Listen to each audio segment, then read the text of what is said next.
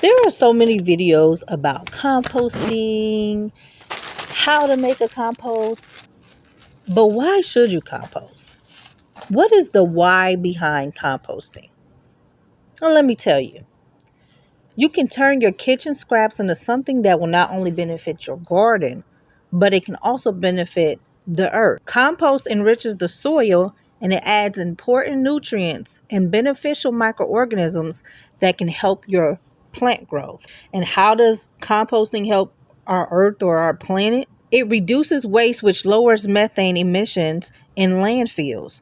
But when we're throwing away our scraps, it's quick and easy just to throw away our scraps. We just throw away our trash, throw away the kitchen scraps, and be done with it. Little do you know, when we're sending our scraps to the garbage, they go to the landfills. And when any organic matter gets buried and breaks down without oxygen, certain bacteria will release methane gas as a byproduct.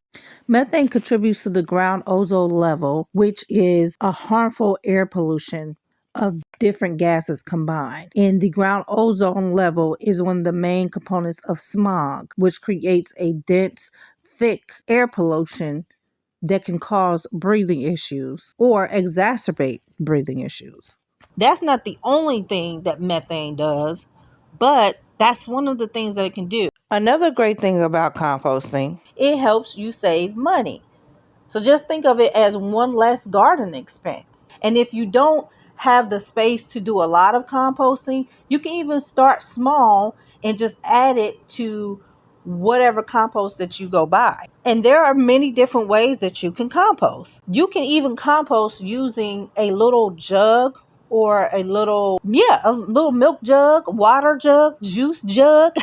You'll just have to make a slit at the top, and you'll have to make sure you make drainage holes. And then there's some people, they have even composted in storage bins, trash cans. I bought a really cheap trash can from the dollar store.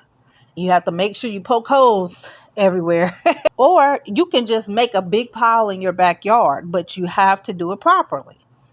You need your browns, which are dry leaves, shredded cardboard, or straw.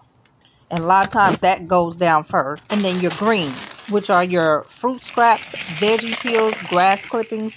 These are going to give your plant nitrogen. So all those green leaves that all of our plants give, that comes from the nitrogen. Some people even put coffee grounds into their compost, which provides nitrogen. However, you don't want to do too much coffee grounds because it can make your soil acidic.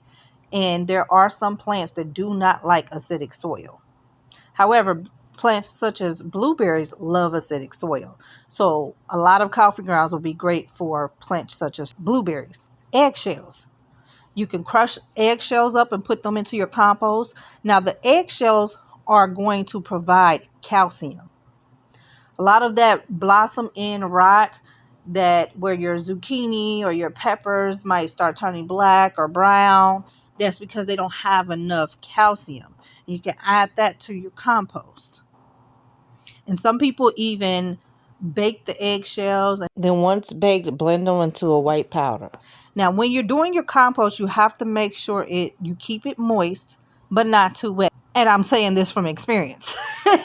If it's too wet, it can turn anaerobic, which is not a good thing. And it could also end up killing your plants if you use it. So you don't want it to become muddy, just you want it to be a little wet. Like they say, like a wrung out sponge. And you have to also make sure you're turning that compost weekly to add that oxygen. Because again, if you're composting or if all this stuff is buried and there's no oxygen, then what? Certain bacteria will release the methane. If you're going to compost this year, what is your favorite way to compost? Comment down below. And if you don't know where to begin, I hope this gives you some motivation to give it a try. Make sure to hit that like button and make sure you subscribe.